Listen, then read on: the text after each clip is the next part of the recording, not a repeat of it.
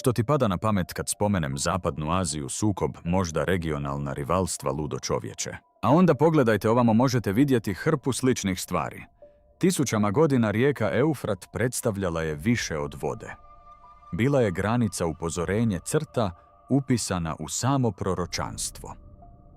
Trenutno dok suša hvata Bliski istok, Eufrat se suši brzinom kakva nikada prije nije viđena, otkrivajući skrivene špilje, zapečaćene komore i drevne građevine zakopane generacijama.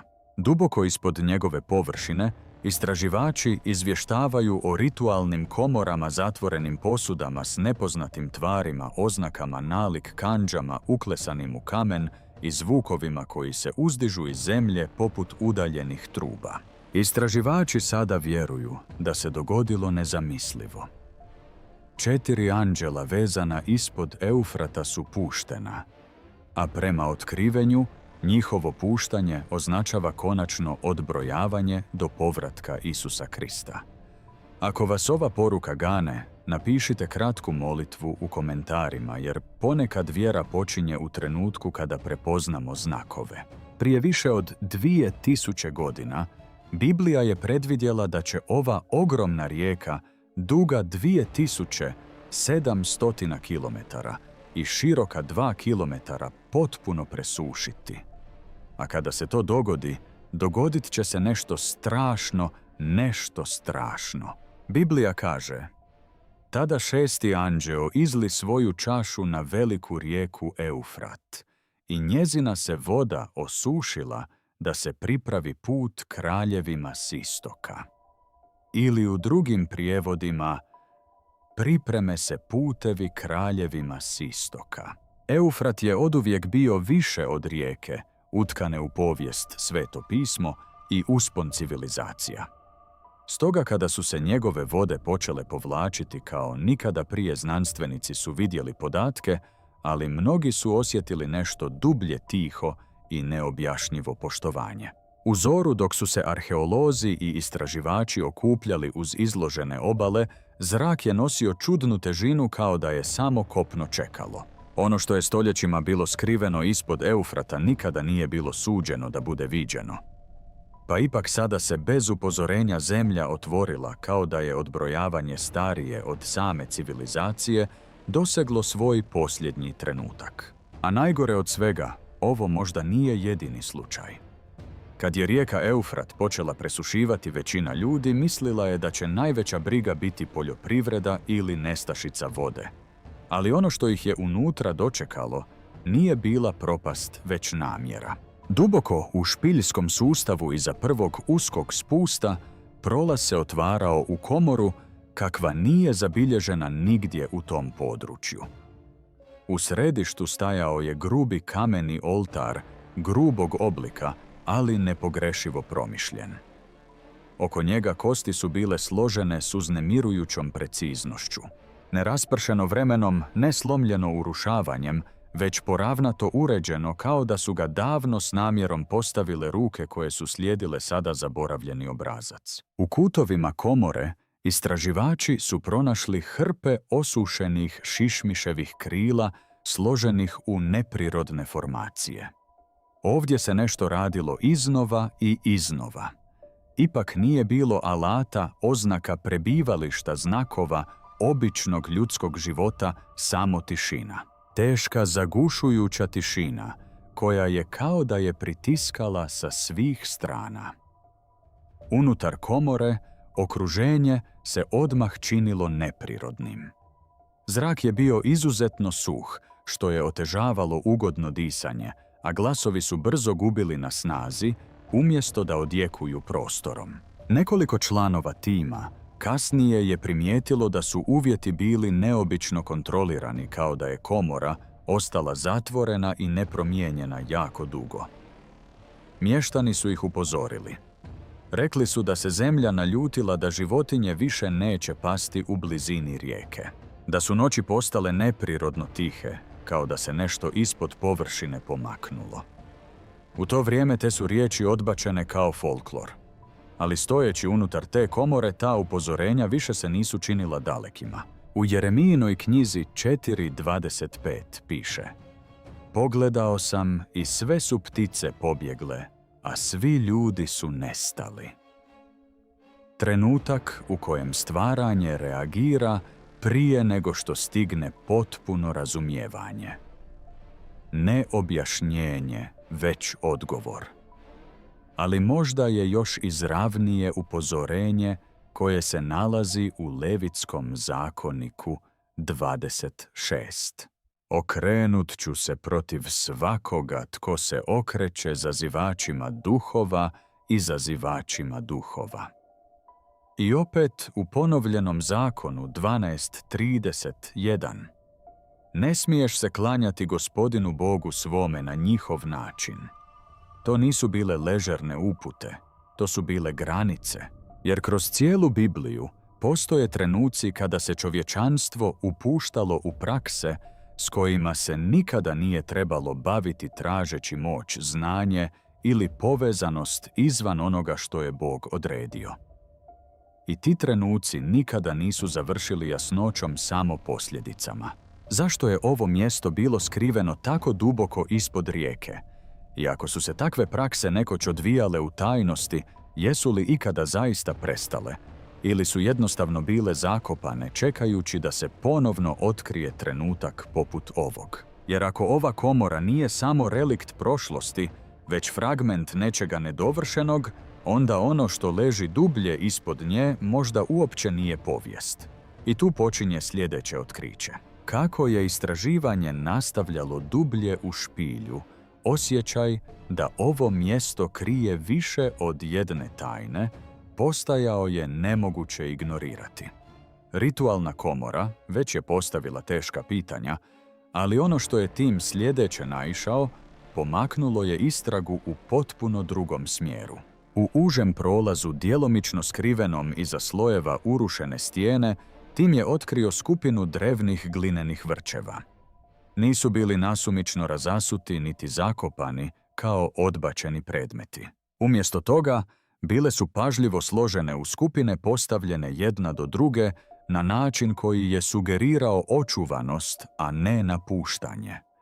Svaka je staklenka bila čvrsto zatvorena površina, joj je otvrdnula od vremena, ali ipak još uvijek netaknuta i čekala. Neke od posuda su se tijekom stoljeća raspale. Unutra su istraživači pronašli tragove metalne tvari guste i reflektirajuće uz slabašan tekući ostatak koji je, čini se, suptilno reagirao na svjetlost. Pod usmjerenim zrakama svjetlosti davao je slab sjaj, nedovoljno jak da osvijetli, ali dovoljan da se primijeti. Sastav nije odgovarao poznatim materijalima iz mezopotamskih civilizacija. Čak ni preliminarna analiza nije uspjela utvrditi njegovo podrijetlo. Kako su znanstvenici dublje ulazili u špilju, mnogi se nisu mogli otresti riječi kojima su ih mještani upozorili prije početka ekspedicije. U to vrijeme zvučale su kao staro praznovjerje, ali ovdje dolje, u zagušljivoj tišini, te su se riječi vratile s uznemirujućom jasnoćom. Ako se rijeka povuče, ne smijete je slijediti. Drugi je tiho rekao, postoje mjesta ispod koja nikada nisu bila namijenjena otvaranju. Jedan starješina, prije nego što se okrenuo, ostavio ih je s posljednjim upozorenjem koje im je sada poslalo led u kosti. Ono što je bilo skriveno ne smije se vratiti. Te riječi više nisu djelovale simbolično, jer kroz cijelo Sveto pismo postoji obrazac koji se ponavlja iznova i iznova, ne otkrivanja već suzdržavanja. Nije sve skriveno izgubljeno. Neke stvari su zadržane. U ponovljenom zakonu 29.29 piše: skrivene stvari pripadaju Gospodinu Bogu našemu. Ne kao blagi odraz, već kao granica. Razlika između onoga što je dano čovječanstvu i onoga što ostaje pod božanskim autoritetom. U Luki 8.17 kaže nam se: ništa skriveno neće ostati skriveno. Izjava koja nosi i obećanje i upozorenje. Jer otkrivenje u biblijskom smislu nije uvijek utješno. Ponekad otkriva ono što je s razlogom zakopano. Čak i Kristove riječi nose istu napetost. U Otkrivenju 16:15 piše: Evo dolazim kao tat. Nenajavljen, neočekivan, nego iznenada točno tempirano. Stojeći u toj komori okružen posudama koje su ostale zatvorene tisućama godina, pitanje više nije bilo što bi mogle sadržavati. Pitanje je bilo zašto se sada pojavljuju.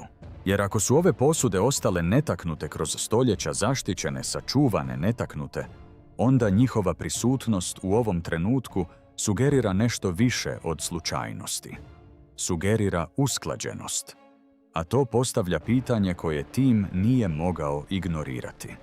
Ako su ovo bile samo prve stvari koje su otkrivene, što je onda još dublje u ovoj špilji čekalo isti trenutak. Dok su prolazili dalje od komore sa zatvorenim posudama, prolaz se suzio i zidovi su se činili kao da se zatvaraju oko njih. Isprva se ništa nije činilo neobičnim. Samo kamen oblikovan vremenom. Ali dok su im svjetla polako prelazila preko površine, pojavilo se nešto što je zaustavilo tim na mjestu. Dugi nazubljeni utori protezali su se preko zidova. Duboki, namjerni i nasilno urezani u čvrstu stijenu. To nisu bile plitke ogrebotine ili prirodne pukotine. Svaki trag se snažno urezivao prema unutra, protežući se nekoliko stopa u duljinu. Rubovi su im bili oštri i čisti na način koji je prkosio eroziji. Nisu nalikovali tragovi alata. Nisu nalikovali životinjskim tragovima. Što god ih je ostavilo, učinilo je to sa snagom i namjerom daleko iznad svega što je tim mogao objasniti. Kako se više zida pojavljivalo u vidokrugu, uzorak je postajao jasniji i uznemirujući. Tragovi nisu bili nasumični.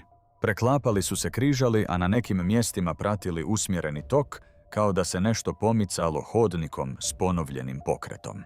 Između tih mjerača pojavljivale su se slabe linije simbola, fragmentirane, nepotpune, ali nepogrešivo strukturirane. Pokušaji njihovog tumačenja otkrili su samo djelomična značenja, od kojih su mnoga upućivala na upozorenje, ograničenje ili zabranu. Što su dublje išli, zrak je postajao hladniji. Temperatura je naglo padala daleko ispod onoga što su dopuštali površinski uvjeti. Dah je postao vidljiv. Očitavanja opreme su fluktuirala bez jasnog razloga. Ipak tim je nastavio naprijed, vođen ne sigurnošću, već potrebom da razumiju što vide. A u Svetom pismu postoji trenutak u Danijelu 5:5, gdje se poruka iznenada pojavljuje na zidu. Pojavili su se prsti ljudske ruke i pisali. Nije čin pisanja izazvao strah, već značenje koje je stajalo iza njega, upozorenje koje je zahtijevalo tumačenje. Slično tome Habakuk 2:11 govori na drugačiji način. Kamenje zida će vikati. Podsjetnik da čak i ono što se čini nijemim može svjedočiti. A u Luki 8:17 nam je rečeno: ništa skriveno neće ostati skriveno. Ne kao uvjeravanje, već kao istina koja nosi težinu. Stojeći u tom odlomku, tim više nije gledao na štetu ili propadanje. Gledali su na nešto što je namjerno ostavljeno. Ako su ovi zidovi bili označeni da bi se vidjeli, jesu li onda trebali biti shvaćeni ili su jednostavno trebali upozoriti one koji će ih jednog dana pronaći? Sada su se probijali dublje u dubinu. Tada se špilja više nije činila mirnom. Isprva je bila suptilna, nešto jedva primjetno pod njihovim koracima. Niska stalna vibracija počela se kretati kroz tlo, ne oštra, poput potresa, već duboka i postojana, kao da se diže duboko ispod površine. Zvuk je uslijedio. Nije odjekivao poput normalnog zvuka. Nosio je ton dug, razvučen i neobično dosljedan. Nije kaotično, Nije nasumično, već se ponavlja u intervalima gotovo poput signala.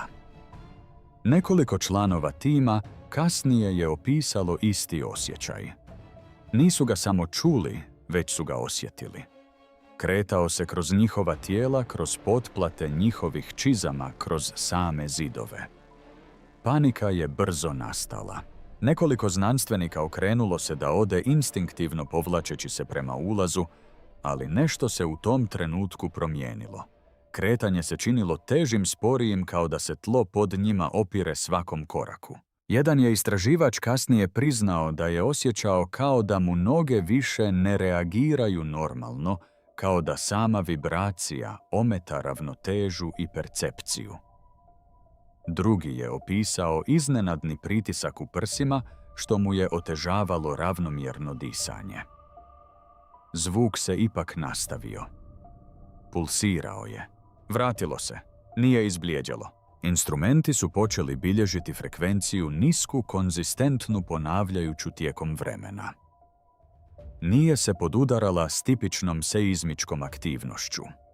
U neposrednom području nije bilo rasjeda koji bi mogli proizvesti takav obrazac, a podrhtavanja koja su ih pratila bila su preslaba da bi se klasificirala kao potresi.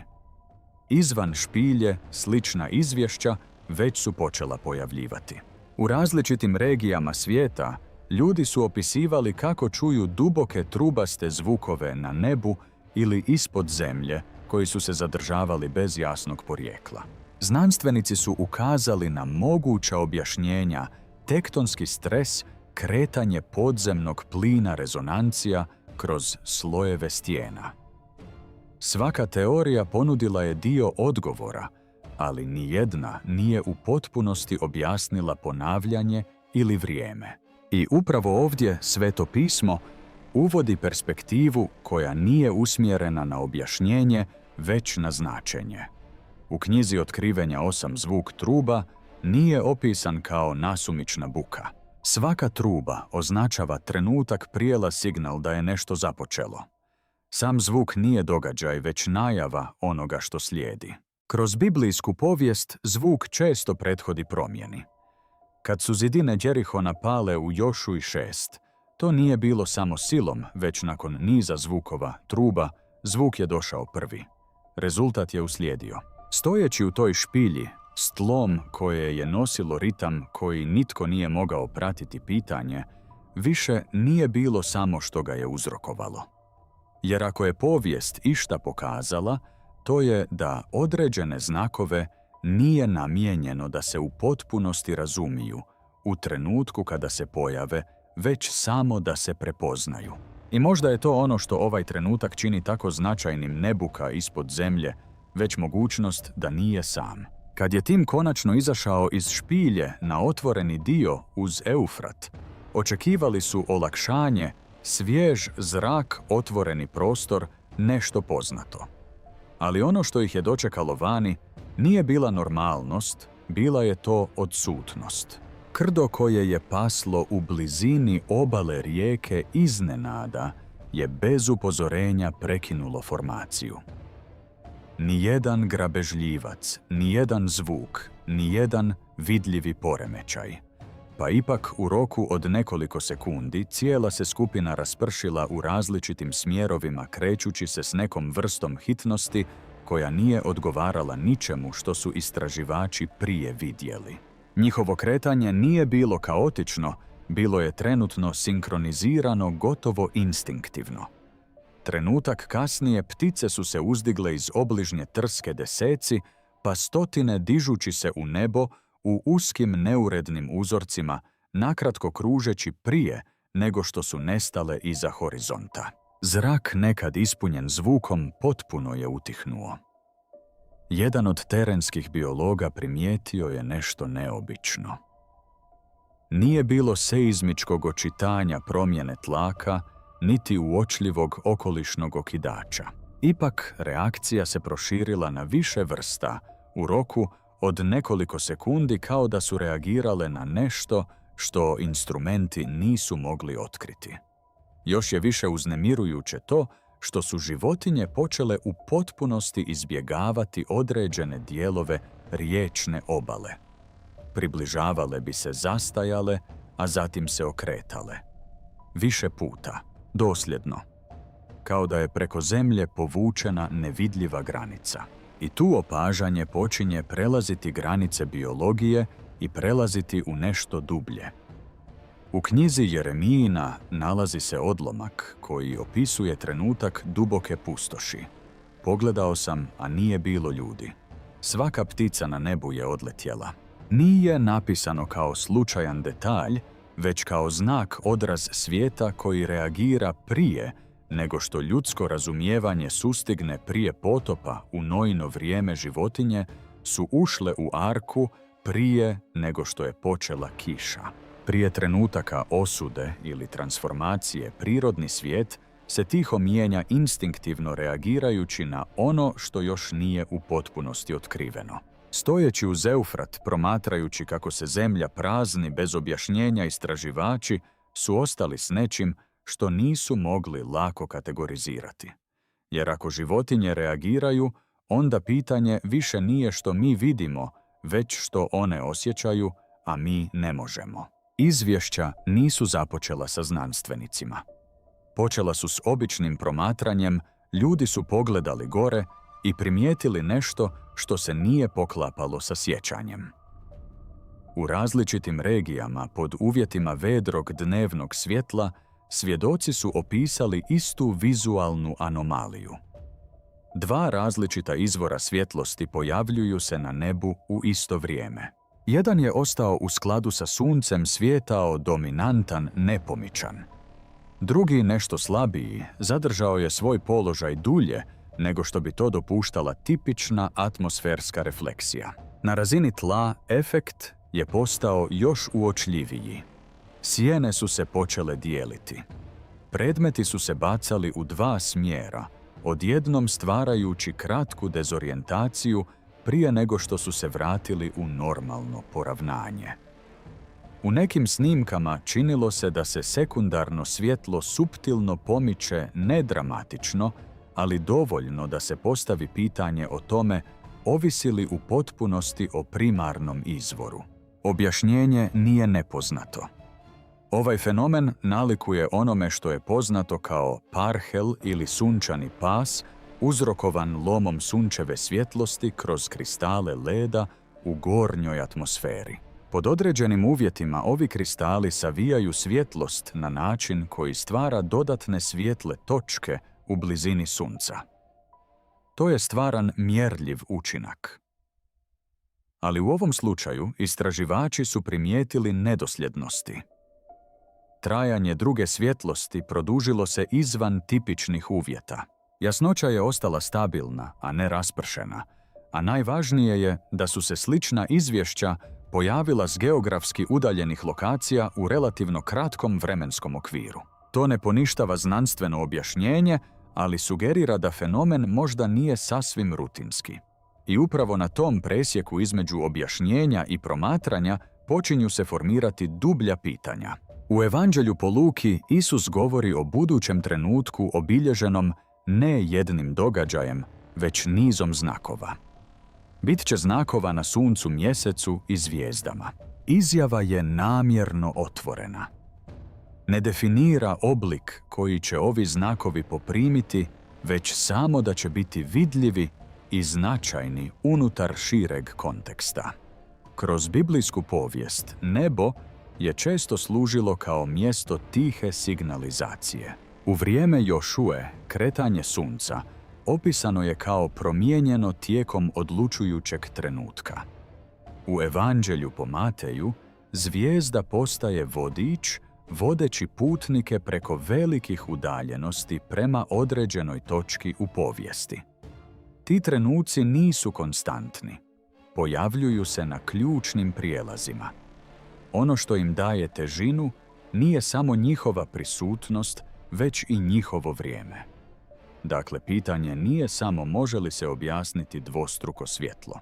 Radi se o tome pripada li njegovo ponovljeno pojavljivanje u različitim regijama i među svjedocima širem obrazcu onom za koji Sveto pismo sugerira da će se postupno odvijati ne kroz jedan znak, već kroz mnoga pojavljivanja zajedno. A ako se taj obrazac počinje oblikovati, onda se nebo ne samo promatra. Promatra se pažljivije nego ikad prije. Da se nebo promijenilo samo jednom, možda bi se to zanemarilo, ali nije. Na različitim kontinentima u Kaliforniji i Pekingu, Jeruzalemu, Australiji počeo se pojavljivati isti obrazac.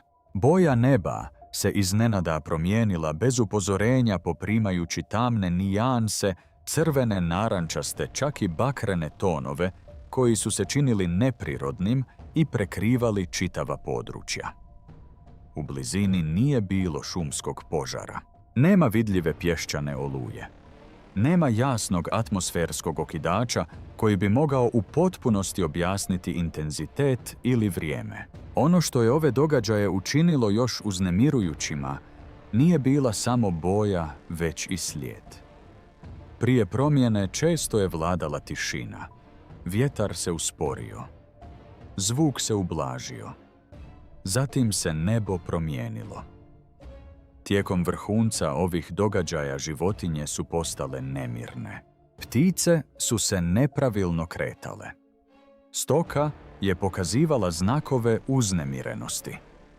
Na nekim lokacijama zabilježene su kratke fluktuacije struje, mali poremećaji, ali dovoljni da se primijete. A onda, jednako iznenada kao što je i počelo boja, bi izblijedjela ostavljajući za sobom tišinu koja se činila težom nego prije. Znanstvenici su ponudili objašnjenja, raspršenje svjetlosti, slojeve zagađenja čestice na velikim visinama koje međudjeluju sa sunčevom svjetlošću, sva valjana, sva utemeljena na vidljivim procesima. Ali opet, kao i s nebom prije, pitanje nije postoji li objašnjenje. Radi se o tome nosi li uzorak značenje koje nadilazi mehanizam. Jer se u Svetom pismu trenuci kada se nebo mijenja rijetko opisuju kao izolirani fenomeni. Često su vezani uz trenutke prijelaza kada Bog dopušta da samo stvaranje odražava nešto dublje od onoga što ljudske oči mogu odmah protumačiti. U knjizi o Joelu odlomak govori s neobičnom jasnoćom. Pokazat ću čudesa na nebu i na zemlji, krv i oganj i oblake dima. Sunce će se pretvoriti u tamu, a mjesec u krv prije dolaska velikog i strašnog dana Gospodnjeg. Jezik je simboličan, ali utemeljen na vidljivoj promjeni. Ne opisuje prvo uništenje, već znakove. Kroz biblijsku povijest nebo je često odražavalo trenutke kada se Bog kretao na načine koje ljudi još nisu u potpunosti razumjeli. Kad je Krist bio razapet, evanđelja bilježe da je tama pala na zemlju usred dana. To nije objašnjeno znanstvenim terminima. Doživljavalo se kao znak da se nešto značajno događa. I to je ono što čini ovo grimizno nebo vrijednim pažnje. Ne zato što sami po sebi išta dokazuju, već zato što se uklapaju u obrazac koji se opisuje generacijama. Uzorak u kojem se nebo pomiče, zemlja reagira, a čovječanstvo je pozvano da to primijeti. Jer ako se nebo mijenja i stvorenje reagira, a slijedi tišina, onda možda više nije pitanje što je to uzrokovalo, već na što to pokazuje. Kad bi se ti trenuci izolirali, mogli bi se proučavati, kategorizirati i na kraju objasniti. Ali oni nisu izolirani. Oni slijede slijed. Prvo tlo mijenja suptilne podrhtavanja, duboke vibracije, pokrete koji često ostaju nezapaženi dok se ne izmjere. Zatim voda reagira. Rijeke se povlače, razine padaju, pojavljuju se skrivene strukture. Nakon toga, nebo se mijenja, svjetlost se savija, boje se mijenjaju, uzorci se pojavljuju tamo gdje je nekada postojala stabilnost. I gotovo odmah životinje reagiraju nemirno budno, kreću se prije nego što se potvrdi bilo kakva vidljiva prijetnja. Zatim dolaze zvukovi, a zatim i viđenja.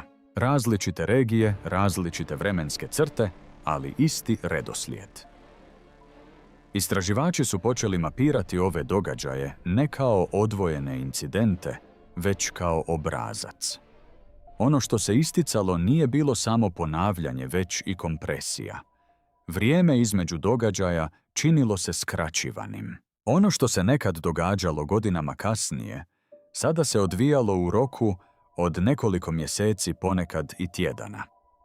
Tehnologija je učinila te događaje vidljivijima, da ali nije stvorila sam obrazac. Uzorak je već bio tu. I tu promatranje počinje prelaziti iz analize u prepoznavanje. U Matejevom evanđelju Isus opisuje slijed događaja koji će se odvijati prije velike prekretnice u ljudskoj povijesti. Ne opisuje jedan trenutak, već napredak. Sve su to početak porođajnih muka. Izraz je namjeran. Porođajni bolovi nisu slučajni. Slijede obrazac. Učestalost im se povećava. S vremenom se pojačavaju. I što je najvažnije, signaliziraju da se nešto približava. Bog često otkriva svoje kretanje ne kroz jedan znak, već kroz konvergenciju. U Mojsijevoj priči, u knjizi Izlaska Egipat, se nije suočio s jednim događajem. Bio je to slijed. Voda se okrenula, zemlja reagirala, nebo odgovorilo i svaki znak se nadovezao na prethodni sve, dok se uzorak više nije mogao ignorirati. Isti princip pojavljuje se iznova i iznova.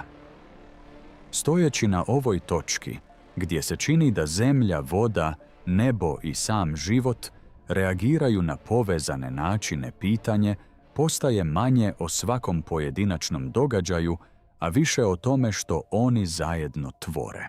Jer kada se znakovi počnu približavati Sveto pismo, to ne opisuje kao slučajnost.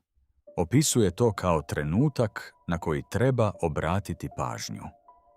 A ako su ovo, kako je napisano, samo početak, onda razumijevanje obrasca može biti važnije od objašnjavanja svakog dijela.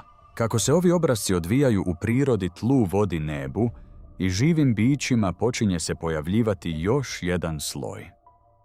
Onaj koji je teže izmjeriti, ali nemoguće ignorirati. Sami ljudski sustavi počinju se naprezati. Diljem Bliskog istoka i šire napetosti između nacija više nisu izolirane ili kontrolirane. Savezi se brzo mijenjaju, ponekad tiho, ponekad na načine koji iznenađuju čak i iskusne analitičare. Vojni pokreti se povećavaju ne uvijek u otvorenom sukobu, već u pripremi. Ekonomska tržišta reagiraju prije nego što se objave službene objave, kao da reagiraju na pritisak koji raste ispod površine. Trgovačke rute se prilagođavaju. Obrasci zračnog prostora se mijenjaju. Svijet se ne zaustavlja, ali se kreće s osjećajem ubrzanja. Ono što se ističe nije jedan sukob. To je preklapanje. Politički, ekonomski i vojni sustavi reagiraju istovremeno, a jedan utječe na drugi. Događaji koji su se nekoć odvijali desetljećima sada se sažimaju u kraća razdoblja, stvarajući osjećaj da se mijenja i sam tempo povijesti. I to odražava obrazac odavno zabilježen u Svetom pismu. U Evanđelju po Mateju Isus govori o vremenu kada će se narod dići protiv naroda i kraljevstvo protiv kraljevstva. Izjava nije dana kao predviđanje jednog rata, već stanja okruženja u kojem nestabilnost postaje raširena, gdje napetost postaje norma, a ne iznimka. Ova ideja nije nova unutar biblijske pripovijesti. U knjizi o Danijelu kraljevstva se uzdižu i padaju jedno za drugim, a svako od njih oblikuju moć, sukobi i promjenjivi savezi. Danijel opisuje vizije carstava koja se čine jakima, ali su privremena, podsjećajući čitatelje da ljudski sustavi, bez obzira na to koliko su uspostavljeni, nisu fiksni. Ipak unutar ovih izvještaja uvijek postoji dublja nit. Ti trenuci nisu predstavljeni kao nasumični kolapsi, već kao točke tranzicije. Vremena kada se čovječanstvo suočava sa svojim granicama, vremena kada se testira oslanjanje na moć, strukturu ili kontrolu. Kako vidljivi svijet odražava sve veću napetost, pitanje postaje manje o identificiranju svakog pojedinog sukoba, a više o razumijevanju što ta konvergencija predstavlja. Jer kada se sustavi odjednom počnu naprezati Sveto pismo, to ne opisuje kao kraj priče. Opisuje ga kao trenutak koji poziva na svjesnost, razlučivanje i promišljanje o tome gdje se nalazi istinska stabilnost. Kada se svi ti trenuci stave jedan pored drugog, počinje se formirati jasnija slika. Ne jedan događaj, ne jedno objašnjenje, već konvergencija. Zemlja se pomiče pod našim nogama, vode otkrivaju ono što je nekoć bilo skriveno, nebo odražava promjene koje privlače pozornost. Živa bića reagiraju prije nego što ih ljudsko razumijevanje sustigne.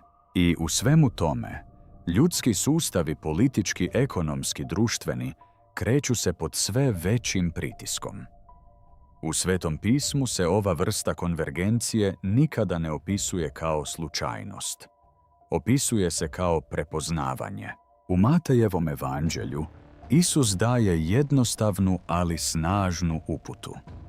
Kad vidite sve te stvari, znate da je blizu točno na vratima. Ne jedan znak, nego sve. Ne izolirano, nego zajedno. Ovaj obrazac odjekuje kroz cijelu Bibliju. U dane Ilije nije samo vjetar, potres ili vatra otkrivao Božje kretanje, već slijed i tišina koja je uslijedila. U Samuelovo vrijeme Gospodin je pozvao na način koji nije bio odmah shvaćen, već je zahtijevao slušanje, pažnju i razlučivanje. I to je ono što ovaj trenutak poziva. Ne strah, već svjesnost. Ne zaključke, već promišljanje. Jer ako rijeka otkriva ono što je bilo skriveno, ako sama zemlja nosi zvuk, ako stvorenje reagira prije nego što u potpunosti razumijemo, i ako znakovi više nisu izolirani, već usklađeni, onda više nije pitanje događa li se nešto. Pitanje je obraćamo li pažnju. Hvala vam što ste ostali s ovom porukom do kraja. Ako vas je ovo natjeralo da zastanete i razmislite, odvojite trenutak da podijelite svoje misli u nastavku. A ako se osjećate vođeni, ostavite kratku molitvu. Ponekad svjesnost počinje s jednim trenutkom okretanja prema Bogu.